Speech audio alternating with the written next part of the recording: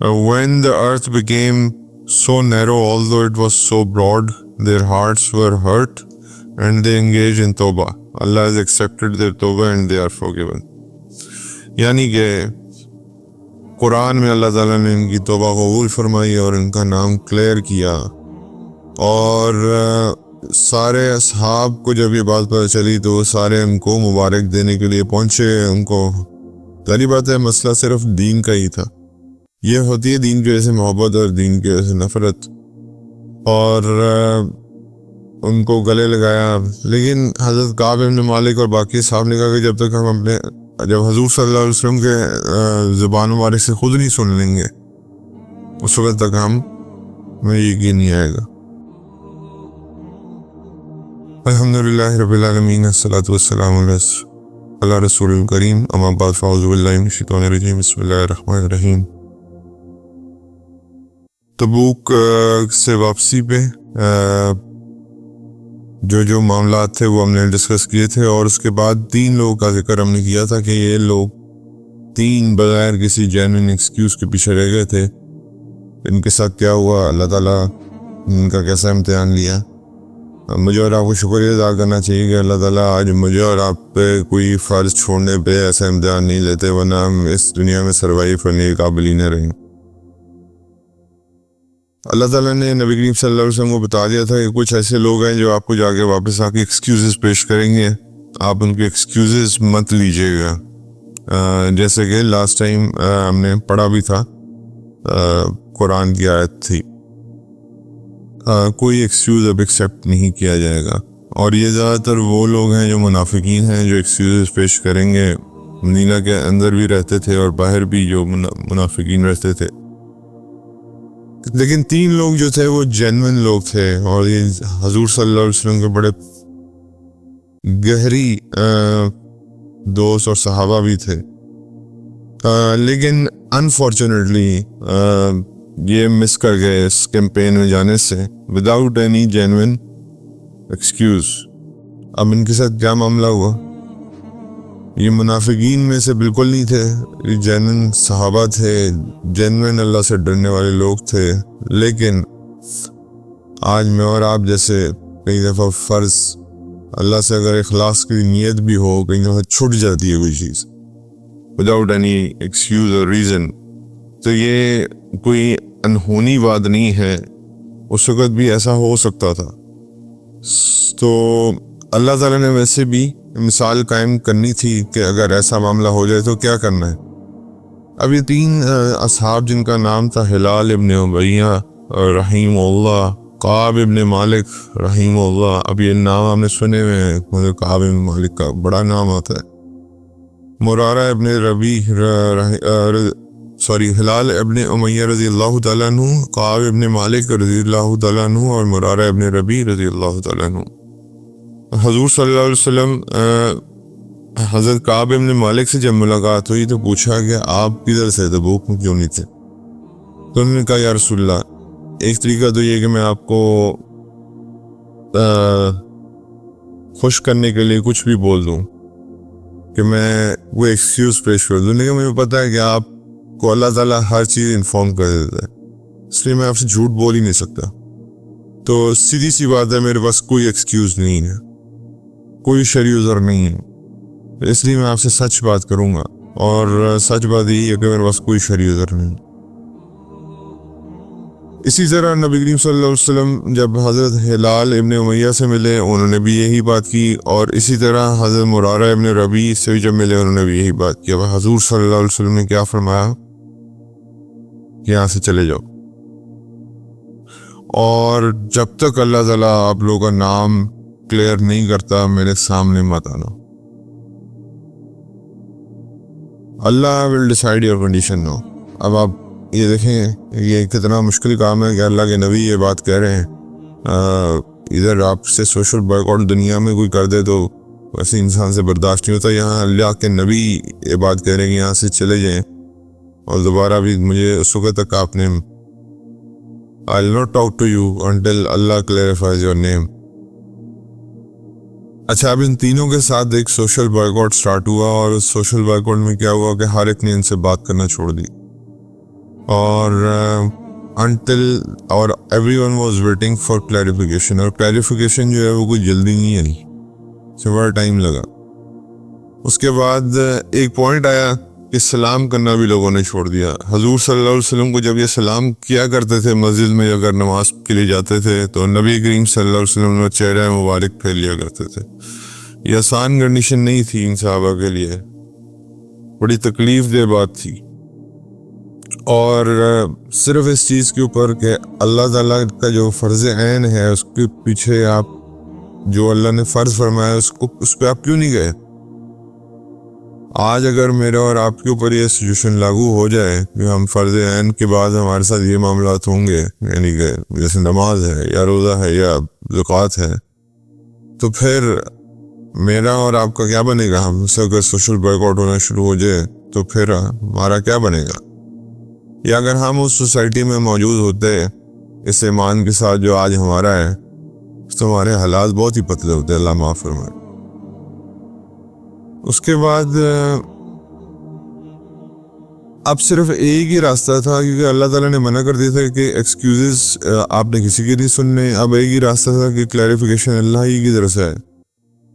تو ایک ٹائم آ گیا ان کے اوپر کہ اس سوسائٹی میں ان کے لیے مدینہ منورہ میں رہنا ان کے لیے مشکل ہو گیا، اور ظاہری بات ہے کوئی بات نہیں کرے، صلاۃ نماز پہ جاتے تھے، کوئی ان کی طرف دیکھتا بھی نہیں تھا، ان تینوں صحابہ کی طرف۔ تو آپ اندازہ کر لیں کہ کتنا مشکل، 10 دن گزر گئے، 20 دن گزر گئے، پھر حضور صلی اللہ علیہ وسلم نے ان کی وائفس کو بھی کہا کہ ان سے علیحدگی اختیار کریں، یعنی کہ اٹ واز اے سویر کائنڈ آف سزا جو مطلب کہ دنیا میں کوئی تصور کر سکتا ہے۔ اور جب تک ان کی توبہ قبول نہیں ہوتی یا پھر اللہ تعالیٰ ان کے بارے میں کوئی فیصلہ نہیں کرتا، ان کی وائس کو بھی ان سے علیحدہ کر دیا گیا۔ اچھا، اب یہ تینوں صحابہ جو تھے rather than hatred کے، جیسے اگر ہمارے ساتھ کوئی یہ کرنا شروع کرتے ہم اس کے ہمارے دل میں نفرت پیدا ہونا شروع ہو جاتی ہے، تو ان کے دلوں میں نفرت پیدا نہیں ہوئی، بلکہ وہ اور اللہ سے رجوع کرنے والے تھے، راتوں کو اللہ کے آگے رونے والے تھے، توبہ کرنے والے تھے۔ انہوں نے اللہ کے آگے توبہ کی، راتوں کو روئے کہ اللہ ہمارا نام اس چیز میں سے نکال اور ہمیں معاف فرما، ہم بغیر کسی شرعی عذر کے نہیں جا سکے، آپ کے حکم کو پورا نہیں کر سکے۔ اچھا، جو ہلال ابن امیہ رضی اللہ تعالیٰ عنہ سے ان کی وائف جو تھیں، انہوں نے نبی کریم صلی اللہ علیہ وسلم سے ریکویسٹ کی کہ ہلال ابن امیہ ایک اولڈ مین ہے، یعنی کہ بزرگ ہیں، تو کم از کم آپ مجھے اتنی اجازت دے دیں کہ میں ان کی سروس کر سکوں، کہ یعنی کہ اگر کھانا دینا صرف کھانا آگے رکھ دوں اور اس کے بعد چلی جاؤں وہاں سے، اس سے زیادہ بات چیت میں نہیں کروں گی۔ تو حضور صلی اللہ علیہ وسلم نے صرف ان کو ایکسیپشن دی، اور وہ بھی صرف ان کے عمر کی وجہ سے، ظاہر باقی دونوں کو کوئی ایکسیپشن نہیں تھی۔ تو اب آپ خود ہی سوچ لو، نبی کریم صلی اللہ، سب سے بڑا جو دھچکا تھا وہ اللہ کے نبی کی ناراضگی تھی، ان کا سلام کا جواب نہ دینا تھا۔ اس کے بعد صلاۃ پہ جاتے تھے، کوئی دیکھنا پسند نہیں کر رہا تھا، سوسائٹی میں ٹوٹل بائیکاٹ تھا۔ پھر اس کے بعد جو آخری چیز جو تھی وہ جو وائس ہوتی ہیں گھر میں، ان کو بھی علیحدہ کرنے کا حکم ہو گیا۔ تو یہ کوئی آسان کام نہیں تھا۔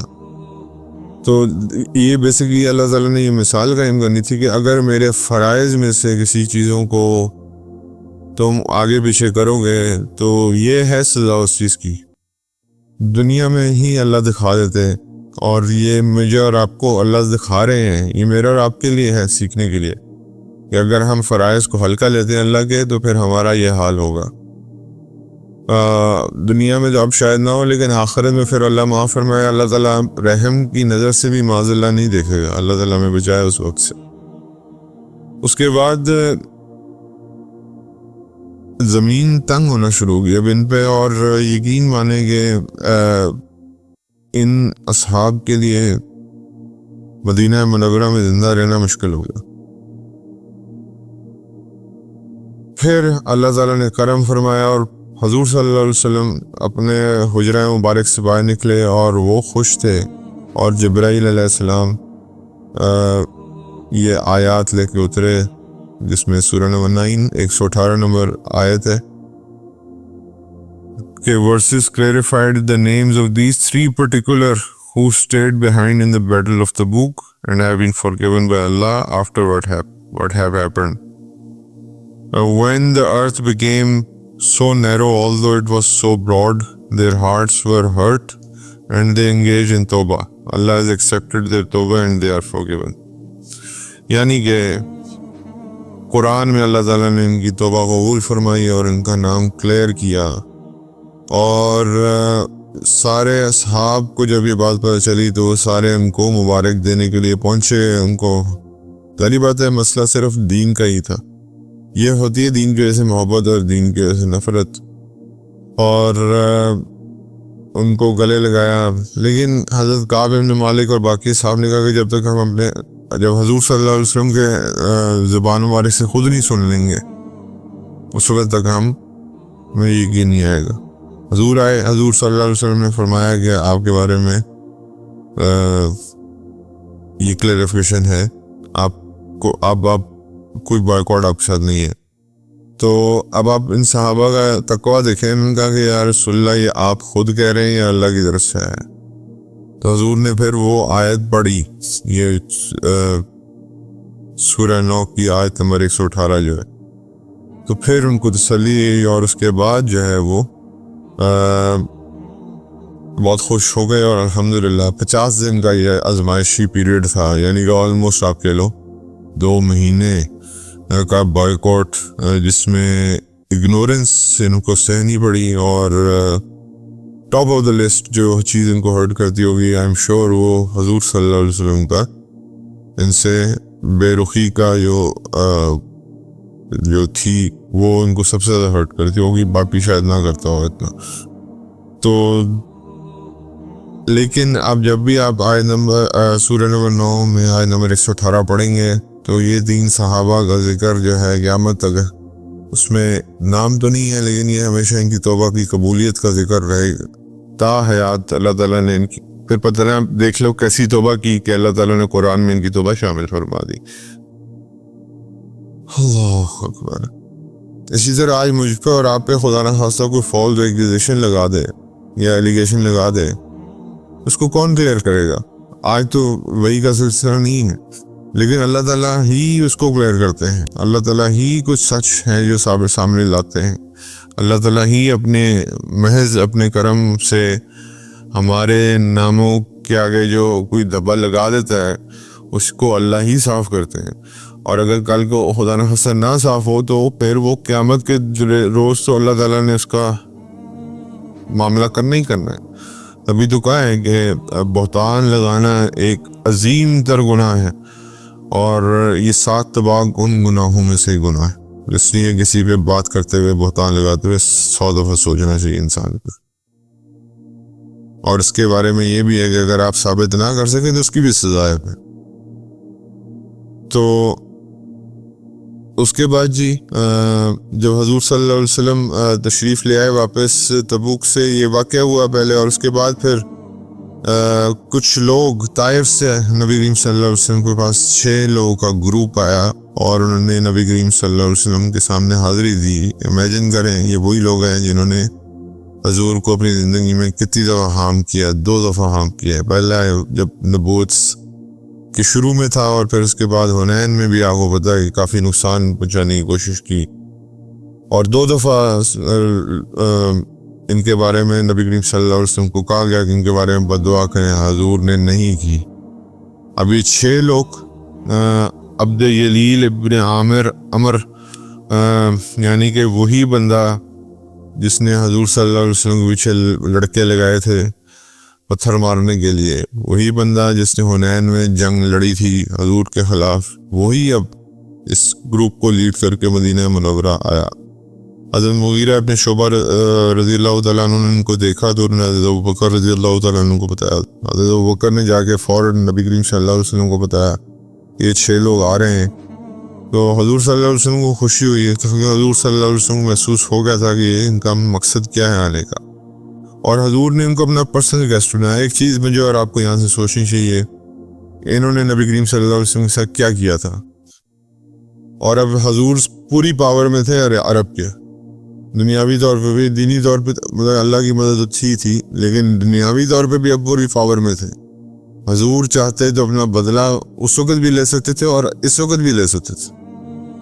ان کے ساتھ بھی وہی کر سکتے تھے، پتھر مار کے ان کو بھگا سکتے تھے، لیکن حضور نے کہا کہ آپ میرے گیسٹ. پورے مدینہ منورہ میں اگر آپ کو کوئی ہوسٹ کرے گا تو میں کروں. یہ تھے اخلاق اللہ کے نبی کے. اور اس کے بعد ان کے لیے ایک ٹینٹ لگایا گیا. 2 روایات آتی ہیں کہ مسجد نبی کے اندر لگایا گیا، ایک روایت میں آتا ہے تھوڑا سا باہر کر کے لگایا گیا تاکہ یہ سن سکیں قرآن میں کیا باتیں ہیں، مومنین کے معاملات دیکھ سکیں. تو اور تاکہ کیونکہ اس سے پہلے طائف میں پراپر آپ کو پتہ ہے دعوت اور تبلیغ نہیں ہو سکی تھی، موقع ہی نہیں دیا گیا تھا. ظاہری بات ہے پہلی بار جب حضور گئے تھے تو وہ پتھر والا معاملہ آ گیا تھا، دوسری بار حنین میں بھی موقع نہیں ملا تھا، انہوں نے اپنے آپ کو بند کر لیا تھا. جب انہوں نے حضور صلی اللہ علیہ وسلم کی مہمان نوازی دیکھی، جو کہ بہترین مہمان نوازی ہے دنیا کے زمین کے اوپر، کوئی انسان اگر بہترین مہمان نواز تھا تو وہ اللہ کے نبی تھے. تو اور پھر حضور نے ان کو کہا کہ دیکھو اب وقت آ گیا کہ تم اسلام لے آؤ. تو عبد یلیل جو تھا اس نے اور اس کے کچھ جو 6 باقی 5 لوگ تھے، انہوں نے کچھ سوال کیا اللہ کے نبی سے. انہوں نے کہا کہ ہم نے سنا ہے کہ آپ زنا کو منع فرماتے ہیں کہ زنا جو ہے وہ حرام ہے اسلام میں، اور قرآن زنا کے بارے میں کچھ سخت آیات بتاتا ہے. تو حضور صلی اللہ علیہ وسلم نے بھی فرمایا کہ زنا کے بارے میں تو اللہ کا حکم یہ ہے کہ زنا کے قریب بھی مت جاؤ. تو عبد یلیل نے کہا کہ ہمارے لوگ تو اس میں شروع سے انوالوڈ ہیں، اور تو ان کی کہتے ہیں نا خون میں یہ چیز موجود ہے، تو وہ کیسے اس کو ڈسکنٹینیو کریں گے. اللہ کے نبی نے کہا کہ دیکھو یہ جو ہے زنا تو پاسبل ہی نہیں ہے، یہ آپ کو چھوڑنا پڑے گا، یہ جو بھی ہے. اس کے بعد انہوں نے پھر دوسرا سوال حضور سے جو کیا وہ کیا ربا اور انٹرسٹ کے اوپر، کہ بتائیے کہ ہم یہ ربا اور انٹرسٹ کیسے سارے معاملات اس میں جکڑے ہوئے ہیں، مالی معاملات. تو حضور صلی اللہ علیہ وسلم نے فرمایا، قرآن کی آیت پڑھ کے سنائی کہ دیکھو یہ اللہ اور اس کے رسول کے خلاف کھلی جنگ ہے. سود لینا جو ہے وہ کھلی جنگ ہے اللہ اور اس کے رسول کے خلاف. تو انہوں نے کہا کہ ہمارے سارے معاملات اس میں جکڑے میں، ایک دم سے ہم اس کو کیسے ختم کرتے ہیں. تو پھر تیسری بات جو انہوں نے پوچھی یہ طائف کے لوگوں نے، کہ الکوہول بھی اسلام اس کو بھی حرام کہتا ہے، خمر کو. اللہ کے نبی نے اس کے بارے میں بھی قرآنی آیات پڑھ کے سنائی، اور ان کہا کہ بالکل. انہوں نے پھر یہ کہا طائف کے لوگوں نے کہ ہم تو اس میں بہت زیادہ کھبے ہوئے ہیں، شراب نوشی میں، زنا میں، انٹرسٹ میں، اس کو کیسے چھوڑیں گے، ہماری نسلیں کو کیسے چھوڑیں گے، ہم تو ہمارے فور فادر سے کی ہمارے اندر چلتی آ رہی. تو حضور صلی اللہ علیہ وسلم نے فرمایا، ایک ہی جواب دیا کہ دیکھو بھائی یہ میرا دین نہیں ہے، یہ اللہ کا دین ہے، اور میں اس کے اندر سے اپنی طرف سے کوئی چیز کم یا زیادہ نہیں کر سکتا. اب اللہ تعالیٰ نے کسی کی حالت بدلنی ہونا تو ان میں سے ایک کو خیال آیا، اور ایک نے یہ بات کی کہ دیکھو یہ مسلمان پہلے یہ بھی مکہ کے لوگ جو تھے وہ بھی عادی تھے زنا کے، انہوں نے کیا نہیں چھوڑا. ایک کیا وہ بھی سودی کاروبار کیا کرتے، کیا انہوں نے نہیں چھوڑا. کیا یہی لوگ شراب نہیں پیا کرتے تھے، انہوں نے نہیں چھوڑی. تو کیا ہم نہیں چھوڑ سکتے؟ اگر یہ چھوڑ سکتے تو ہم کیوں نہیں چھوڑ سکتے؟ وہ بھی انسان ہے، ہم بھی انسان ہیں. تو یہ ایک بات جو ہے نا یہ سب کو سٹرائک کی، اور انہوں نے کہا کہ یہ بات ٹھیک ہے. تو اس وجہ سے انہوں نے یہ فیصلہ کیا کہ ہم دس از کامن سینس، کہ اگر کوئی اور کر سکتا تو میں کیوں نہیں کر سکتا. تو کامن سینس ہے، اور کامن سینس اللہ تعالیٰ ہی ڈالتے ہیں، اور یہ پوائنٹ اس وقت کسی کے دماغ میں اللہ تعالیٰ نے ہی ڈالا. اور آج میں اور آپ طائف کے لوگوں سے کیا سیکھ سکتے ہیں کہ یار اگر انہوں نے کسی کو دیکھ کے کچھ چیزیں چھوڑی تو ہم ان کو دیکھ کے کچھ چیزیں نہیں چھوڑ سکتے. طائف کے لوگ بدترین دشمن رہے ہیں اسلام کے، مطلب کہ اتنے بدترین کہ شاید قریش نے نقصان اللہ کے نبی کو نہیں پہنچایا جاتا، انہوں نے تکلیفیں پہنچائی۔ اس کے بعد جی یہ جو حلقے ہوتے ہیں اللہ کے ذکر کے، اللہ کی قرآن کا یا حضور صلی اللہ علیہ وسلم کی سنت مبارکہ کا یا ان کی سیرت کا، یہ اس لیے ہوتے ہیں کہ دل نرم کیے جائیں، اور دل نرم کر کے آپ کوشش کریں گے اللہ تعالیٰ آپ کو اور مجھے ان چیزوں سے بچائے جن سے اللہ تعالیٰ ناراض ہوتے ہیں۔ اس کے بعد ان 6 کے 6 نے کلمہ شہادت پڑھا اور یہ وعدہ کیا کہ جو آپ نے پروہیبٹ کیا ہے ہم، یعنی کہ جو آپ نے منع کر دیا ہم اس سے باز رہیں گے، اور کوشش کریں گے کہ اپنے لوگوں کو بھی اسے باز رکھیں۔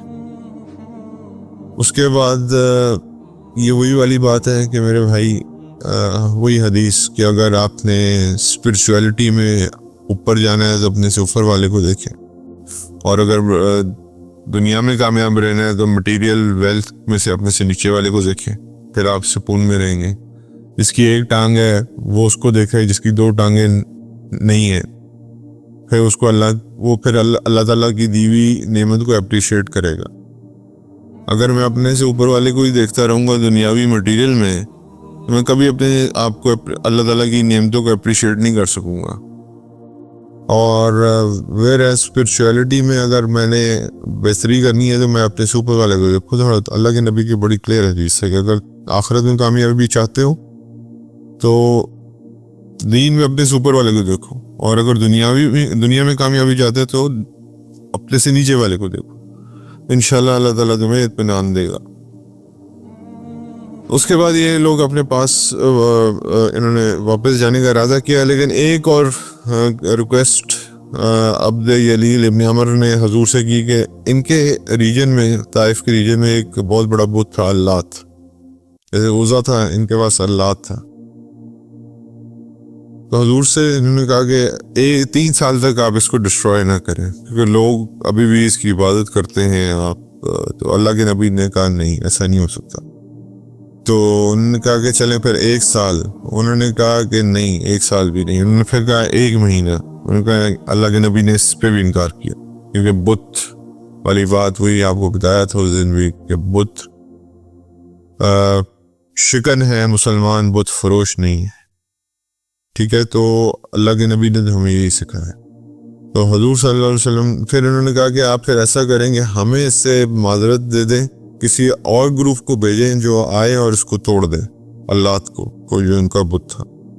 حضور صلی اللہ علیہ وسلم کا کوئی مسئلہ نہیں، حضور صلی اللہ علیہ وسلم نے مغیرہ ابن شعبہ رضی اللہ تعالیٰ عنہ کو یہ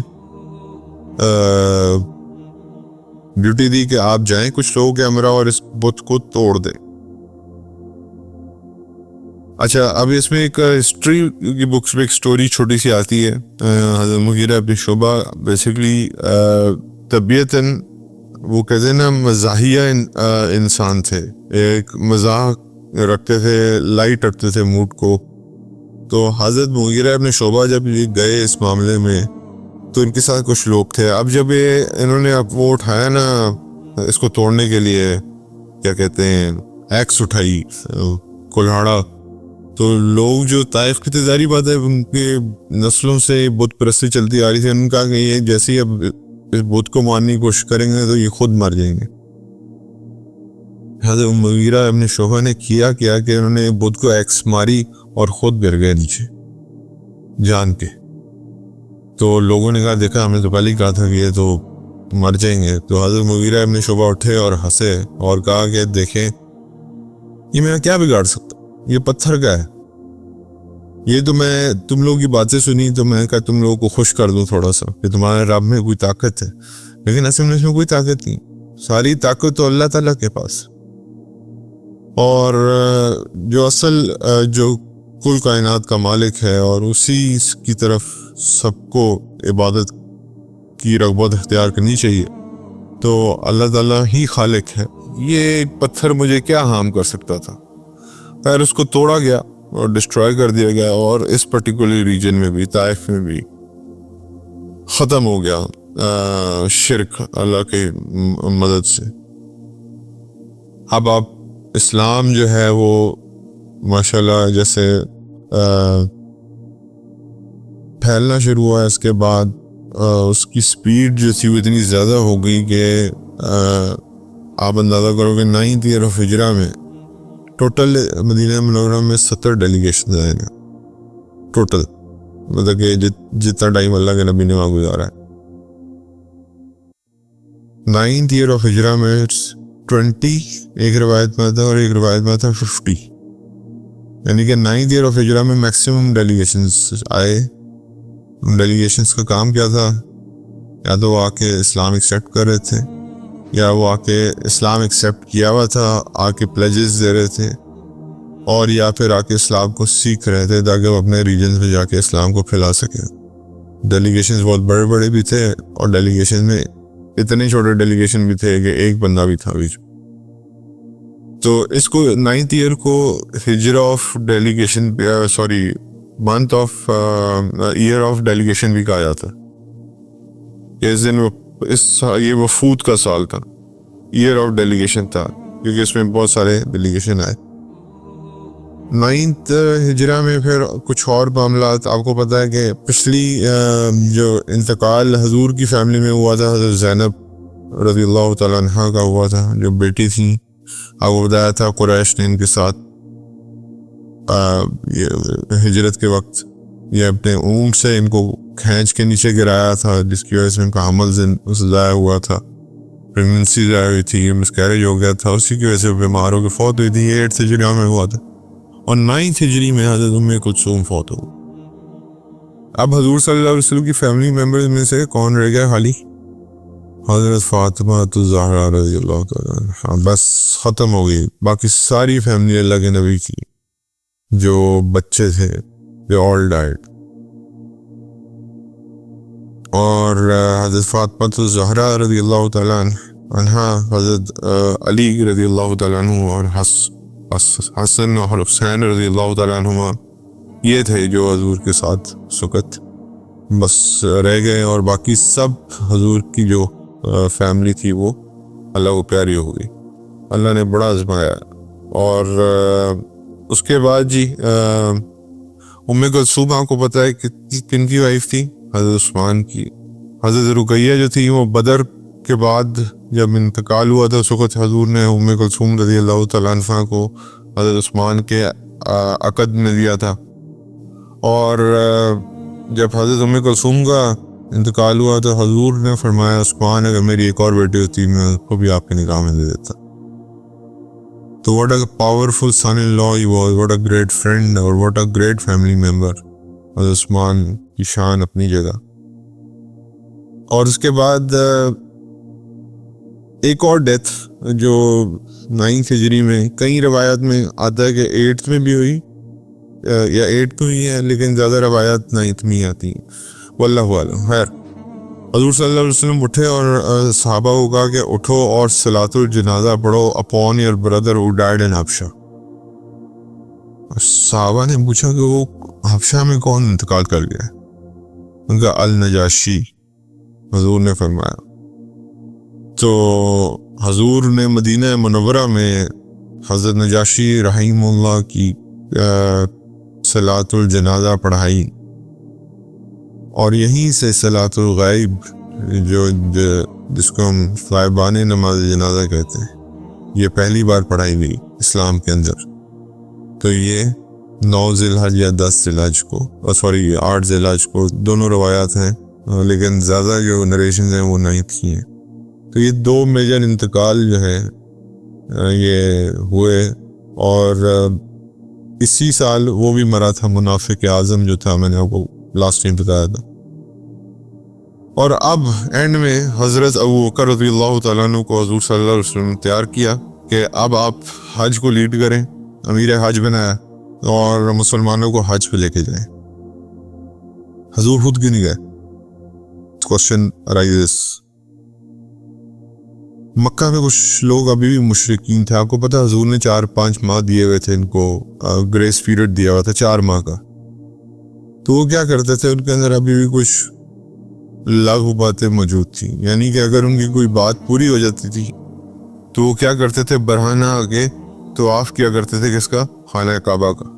حالانکہ مسلمان اب وہاں پہ وہ تھے، حکومت کر رہے تھے مکہ میں، لیکن پھر بھی یہ کام کرتے تھے۔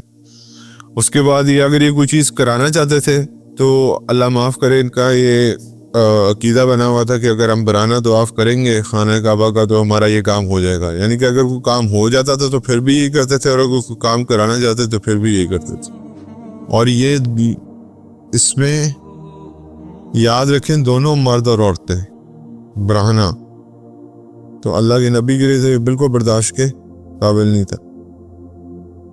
اور دوسری چیز جو دوسری ریزن حضور صلی اللہ علیہ وسلم نے بتائی وہ یہ تھا کہ وہاں پہ ابھی بھی یہ جو تھوڑی بہت یہ شرک رہ گیا ہے اس طرح کے معاملات میں، یہ ختم ہو جائے گا تو پھر میں وہاں جاؤں گا۔ اور ایک اور جو ریزن حضور کی وہ یہ تھی کہ ان کے جو ریچول آف حج تھے وہ ہم سے تھوڑے سے ڈیفرنٹ تھے آج کے جو مسلمانوں کا حج تھا۔ اس میں یہ عرفات میں رکتے ہی نہیں تھے، مزدلفہ رکتے تھے، اس کے بعد جو ہے نا وہاں اور مزدلفہ جا کے وہاں پہ عبادت کرنے کے بجائے سیلنگ اور بائنگ کیا کرتے تھے، یعنی کہ ٹریڈنگ کیا کرتے تھے۔ ایک فیسٹیول میں آیا ہوا تھا تو حضور نے کہا تھا میں ایسے حج پہ نہیں جاؤں گا، اس لیے حضرت ابوبکر کو بھیجا کہ جا کے تعلیمات دے لوگوں کو اصل حج کیا ہے۔ تو اور جیسی حضرت ابوبکر نکلے اس کے بعد ایک آیت اتر آئی اللہ تعالیٰ کی طرف سے، Allah has declared freedom from what you have struck an agreement with mushrikeen۔ 4 months grace period دیا گیا اس میں، اور اس کے بعد ہر جو ایگریمنٹ ہے وہ null and void ہوگا between us and them۔ حضرت علی کو حضور صلی اللہ علیہ وسلم نے کہا کہ آپ جائیے، کیونکہ حضرت ابوبکر اس وقت نکل چکے تھے ذوالحلیفہ یعنی کہ پہ پہنچ چکے تھے۔ حضرت علی یہ آیت لے کے پہنچے کہاں، حضرت ابوبکر کے پاس، اور ان کو بتایا کہ 4 مہینے ان کو بتا دیں، ہر جگہ اناؤنسمنٹ کریں گے کہ 4 مہینے ان کو بتا دیں کہ آپ کے جو ایگریمنٹ بھی ہوئے ہیں ہمارے اور آپ کے درمیان میں وہ 4 مہینے تک ویلڈ، اس کے بعد وہ سارے کیا ہو جائیں گے، نل اینڈ وارڈ ہو جائیں گے۔ اگلے سال کوئی بھی نیکڈ طواف نہیں کرے گا، اگلے سال کوئی مشرک طواف پہ حج پہ نہیں آ سکے گا، یہ احکامات تھے۔ اور اس کے بعد جو یہ ایگریمنٹ بٹوین پروفٹ صلی اللہ علیہ وسلم اور ان لوگوں کے درمیان میں تھے وہ 4 مہینے بعد نل اینڈ وارڈ ہو جائیں گے۔ اچھا، اسلامک ٹیچنگ ہے کہ اگر آپ کسی کے ساتھ ایگریمنٹ کرتے ہو نا اور اس کو ختم کرتے ہو تو آپ کے لیے یہ فرض ہے کہ آپ اس کو اناؤنس کرو پبلکلی۔ یہ اسلامک رولنگ ہے کہ اگر ایگریمنٹ ختم ہو رہا ہے نا، کوئی بائیلیٹرل ایگریمنٹ ہے، کوئی آپس میں کوئی اور ایگریمنٹ ہے، تو اس کو اناؤنس کرنا ہے پبلکلی۔ اور یہ 4 منتھ کا نوٹس پیریڈ دے دیا گیا تھا، اور اس کے بعد اب لیڈرشپ چینج ہوئی تھی فرام پہلے چینج ہو چکی تھی، لیکن اب احکامات کے طور پہ بھی مسلمانوں کی لیڈرشپ مکہ میں قائم ہو گئی۔ حضرت ابوبکر حج کی پہ گئے، ان کے ساتھ صحابہ کی بڑی جماعت تھی۔ سب سے پہلے وہ مینا گئے، جیسے آج ہے ہمارا سلسلہ، مینا میں صحابہ کو خوب انہوں نے لیکچرز دیے اور بتایا، جو لوگ گرد گرد بیٹھے تھے وہ بھی سنتے رہے۔ پھر عرفات میں دن گزارا، اس کے بعد پھر ادھر بھی لیکچر دیا، اس کے بعد پھر 10 ذی الحج جو ہماری عید ہوتی ہے اس دن بھی، جو سیکریفائس کا دن ہے، یوم النحر بھی کہتے ہیں اس کو، اس دن بھی لیکچر دیے تاکہ لوگوں کو پتہ چل جائے۔ جیسے جیسے حضرت ابوبکر لیکچر دیتے تھے ویسے ویسے حضرت علی بعد میں اٹھ کے یہ جو آیت تھے وہ پڑھ کے اناؤنس کر دیا کرتے تھے کہ نیکسٹ ایئر سے کوئی یہ 4 مہینے ہیں آپ کے پاس، اس کے بعد سب کچھ نل اینڈ وارڈ ہے، اور نیکسٹ ایئر سے کوئی مشرک نہیں آئے گا، کوئی نیکڈ طواف نہیں کرے گا کعبہ کو۔ تو ہر پوائنٹ پہ جہاں جہاں لیکچر دیا جا رہا تھا وہاں پہ حضرت علی یہ اناؤنسمنٹس کرتے جا رہے تھے۔ اور اس کے بعد اس پیریڈ کے بعد الحمدللہ اب آئیڈل ورشپنگ آج تک ہمیشہ کے لیے اور انشاءاللہ قیامت تک اس ریجن میں ختم ہو گئی. اور حضرت ابوبکر رضی اللہ تعالیٰ عنہ امیر حج بنا کے جن کو اللہ کے نبی نے بھیجا، واپس مدینہ منورہ حج کرنے کے بعد تشریف لے آئے. اور اگلے سال اب حضور خود حج کے لیے تشریف لائیں گے. اس میں ہر چیز سے پاک کعبۃ اللہ، مکہ مکرمہ، حرم کی حدود، اور وہ حضور صلی اللہ علیہ وسلم کو اللہ تعالیٰ نے اس چیز سے پاک رکھا ہے ہمیشہ. اور اب اگلا حج اللہ کے نبی کا حج ہے. اچھا، دو باتیں اس سے سمجھ آتی ہیں کہ جی حضرت ابوبکر رضی اللہ تعالیٰ عنہ کو امیر حج بنایا حضور صلی اللہ علیہ وسلم نے. جب نماز پڑھانی تھی اپنی بیماری کے دنوں میں تو امامت کس کو دی؟ سیدنا صدیق اکبر کو دی. یہ نشانیاں کس طرف جاتی ہیں؟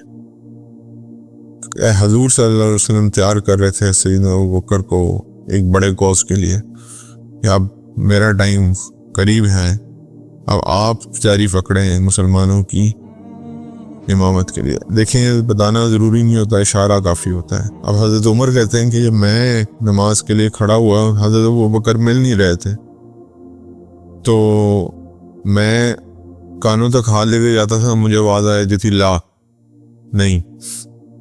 کہتے 3 دفعہ ایسے ہوا. تو جب تک ابوبکر نہیں آ گئے، اس مسئلے پہ نہیں کھڑے ہوئے، اس وقت تک مجھے 3 دفعہ لا کی آواز آئی کہ نہیں، آپ جماعت نہیں کرا سکتے. So this showed کہ what was the level of سیدنا ابوبکر رضی اللہ تعالیٰ عنہ. اور یہ ایک پیاری تھی حضور صلی اللہ علیہ وسلم کے سکسیسر کے لیے ایز اے خلیفۃ الرسول اللہ. اور وہ آپ دیکھ لو، امیر حج کسی اور کو بھی بنایا جا سکتا تھا، کیوں نہیں بنایا وہ آپ کے سامنے. اب انشاءاللہ حجۃ الوداع اگلا ٹاپک، اور پھر حضور صلی اللہ علیہ وسلم کا آخری ایام. اللہ تعالیٰ عمل کرنے کی جو کچھ پڑھا ہے اس پہ توفیق عطا فرمائے. حضور کی زندگی یہ سیرت ہے، اس میں سے کچھ حصہ جو ہے اپنانے کی، ہمیں جتنا بھی ہم اپنا سکتے ہیں اپنانے کی توفیق عطا فرمائے. کیونکہ پڑھنا وہی والی بات ہے کہ قرآن میں 2 مثالیں دی گئی ہیں کہ، اور دونوں ہی بڑی ایسی مثالیں کہ اگر میں اور آپ وہ سنے تو ہم کبھی اپنے اوپر وہ فٹ نہ کرنا چاہیے. ایک گدھے کی اور ایک کتے کی.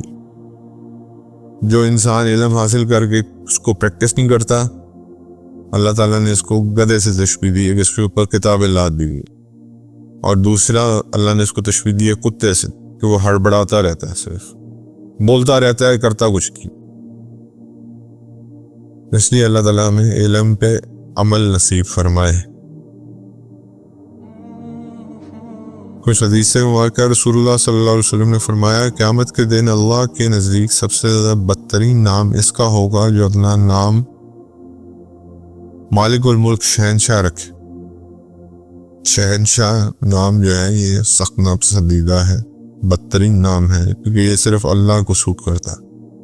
رسول اللہ صلی اللہ علیہ وسلم نے فرمایا کہ میں نے اپنے بعد مردوں کے لیے عورتوں کے فتنے سے بڑھ کر نقصان دینے والا اور کوئی فتنہ نہیں چھوڑا. یعنی کہ مردوں کے لیے سب سے بڑا فتنہ ہے وہ عورت. رسول اللہ صلی اللہ علیہ وسلم نے فرمایا، منافقین کی 3 نشانیاں ہیں: جب بولتا ہے جھوٹ بولتا ہے، جب وعدہ کرتا ہے خلاف کرتا ہے، اور جب اسے امین بنایا جاتا ہے تو خیانت کرتا ہے. عبداللہ ابن مسعود رضی اللہ تعالیٰ عنہ کا، بلا شبہ سب سے زیادہ اچھا کلام اللہ کی کتاب ہے، اور سب سے اچھا طریقہ حضور صلی اللہ علیہ وسلم کا طریقہ ہے.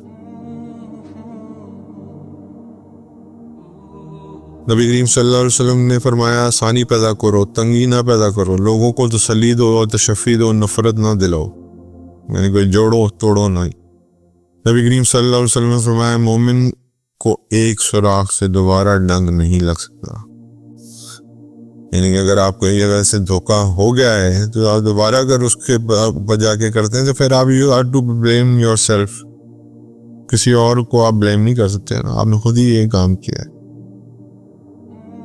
نبی کریم صلی اللہ علیہ وسلم نے فرمایا عہد توڑنے والے کے لیے قیامت میں ایک جھنڈا اٹھایا جائے گا اور پکار دیا جائے گا کہ فلاں بن فلاں کی دغا بازی کا نشان ہے. اللہ معاف فرمائے. استغفر. سب کے سامنے ذلت. اللہ کے نبی فرماتے ہیں میں نے جنت میں جھانک کر دیکھا تو اس میں اکثر رہنے والے غریب لوگ تھے. میں نے دوزخ میں جھانک کر دیکھا تو اس میں اندر رہنے والی اکثر عورتیں تھیں. اس روایت کے مطابق ابو ایوب اور سلم بن زریر نے کی ہے. نبی کریم صلی اللہ علیہ وسلم نے فرمایا اگر شوہر گھر پر موجود ہے تو کوئی عورت اس کی اجازت کے بغیر نفلی روزہ نہ رکھے. یعنی کہ نفلی روزہ جو ہے وہ فرض پہ تو کوئی وہ نہیں ہے, لیکن نفلی روزہ اور شوہر کی اجازت سے رکھنا چاہیے. آج خواتین نے مجھے پکڑ کے میرا سر پھاڑ دینا ہے, اب جو ہے نا اب یہ اللہ کا دین ہے. اب کیا اسی طرح کسی دن مردوں کے بارے میں بھی بہت سخت روایات ہیں, تو یہ صرف ایک طرف کی نہیں ہے. میں نے رسول اللہ صلی اللہ علیہ وسلم سے سنا کہ نبی کریم صلی اللہ علیہ وسلم نے فرمایا صدقہ کرو کیونکہ ان قریب لوگوں پر ایک ایسا زمانہ آئے گا جب ایک شخص اپنا صدقہ لے کر پھرے گا اور کوئی اسے لینے والا نہیں ملے گا. یہ بیسکلی وہ زمانہ ہے جو بھی آئے گا, حضرت عیسیٰ علیہ السلام کا زمانہ, جس میں اللہ تعالیٰ دن برکت کر دیں گے کہ کسی کو پیسے کی ضرورت نہیں ہوگی. تو اس لیے ابھی جتنا صدقہ کر سکتے ہیں کرنے. آپ صلی اللہ علیہ وسلم نے فرمایا مدینہ والوں پر دجال کا روب نہیں پڑنے کا. اس دن مدینہ کے 7 دروازے ہوں گے, ہر دروازے پہ 2 فرشتے پہرا دیتے ہوں گے. مدینہ منورہ کے لوگ ہی لکی ہیں, مکہ مکرمہ کے لوگ بھی لکی ہیں. اللہ تعالیٰ نے ان کو دجال کی فتنہ سے پاک کیا ہے. لیکن اس پہ ایک اور حدیث بھی ہے کہ مدینہ 3 دفعہ اس میں زلزلہ آئے گا, اور جو کافر ہیں اور جو منافق ہیں وہ نکل کے دجال کے پاس جا کے پناہ لے لیں گے. تو یعنی کہ اس کا مطلب ہے کہ مدینہ میں بھی کچھ لوگ منافق اور کافر ابھی بھی موجود ہوں گے اس وقت. تو یہ اللہ تعالیٰ نے ان شہروں کو فضیلت دی ہوئی ہے, اس میں رہنے والے ہیں ان کو بھی فضیلت ہے, لیکن ان میں سے کچھ لوگ ہیں ایسے جو ابھی بھی اس طرح کی سوچ رکھتے ہیں. میں نے رسول اللہ صلی اللہ علیہ وسلم سے سنا کہ آپ اپنی نماز میں دجال کے فتنے سے پناہ مانگا کرتے تھے. اب حضور صلی اللہ علیہ وسلم کو پتہ تھا کہ میں اللہ کی حفاظت میں ہوں, سب کچھ ہے, لیکن پھر بھی امت کو سکھانے کے لیے پناہ مانگا کرتے تھے. ایک اور جگہ حضور صلی اللہ علیہ وسلم نے فرمایا مدینہ منورہ کے راستوں پر فرشتے پہرا دیتے ہیں, یہاں نہ طاعون آ سکتی ہے نہ دجال آ سکتا ہے. میں نے رسول اللہ صلی اللہ علیہ وسلم کے 10 سال تک خدمت کی. آپ نے کبھی مجھے اف تک نہیں کہا اور نہ کبھی یہ کہا کہ فلاں کام کیوں کیا, فلاں کام کیوں نہیں کیا. یہ غالباً حضرت انس سے روایت ہے, کیونکہ ان کے حضرت انس جو ہے انہوں نے حضور صلی اللہ علیہ وسلم کی 10 سال تک خدمت کی ہے. یا حضرت عبداللہ بن مسعود ہیں یا حضرت انس ہیں, دونوں میں سے کوئی ایک ہے. اللہ تعالیٰ کمی بیشی معاف فرمائے. لیکن یہ آپ اندازہ کریں کہ 10 سال تک کسی کی خدمت کی جائے اور آپ کو اف تک نہ گئے, آپ کو یہ تک نہ گئے کہ ایسا کیوں کیا ویسا کیوں کیا. تو یہ حضور صلی اللہ علیہ وسلم کی شان تھی. یہ صحابی فرماتے ہیں انہوں نے نبی کریم صلی اللہ علیہ وسلم سے سنا کہ نبی کریم صلی اللہ علیہ وسلم نے فرمایا کہ اگر کوئی شخص کسی شخص کو کافر یا فاسق کہے, وہ در حقیقت کافر یا فاسق نہ ہو تو خود کہنے والا فاسق اور کافر ہو جاتا ہے. اللہ ہمیں کفر کے فتوے لگانے سے ہماری حفاظت فرمائے. رسول اللہ صلی اللہ علیہ وسلم نے فرمایا آپس میں بغض نہ رکھو, ایک دوسرے سے حسد نہ کرو, پیٹھ پیچھے کسی کی برائی نہ کرو, بلکہ اللہ کے بندے اور آپس میں بھائی بھائی بن کر رہو. اور کسی مسلمان کے لیے جائز نہیں کہ کسی بھائی کے ساتھ 3 دن سے زیادہ بات چیت بند کر دے.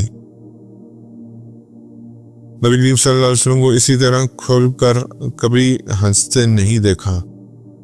ایک صحابی فرماتے ہیں کہ ہم نے نبی کریم صلی اللہ علیہ وسلم کو کبھی کھل کر ہنستے نہیں دیکھا کہ آپ کے حلق کا حلق کا کوا نظر آنے لگے، یعنی کہ یہ جو اندر ایک ہوتا ہے وہ نظر آنے لگے، آپ صرف مسکرایا کرتے تھے۔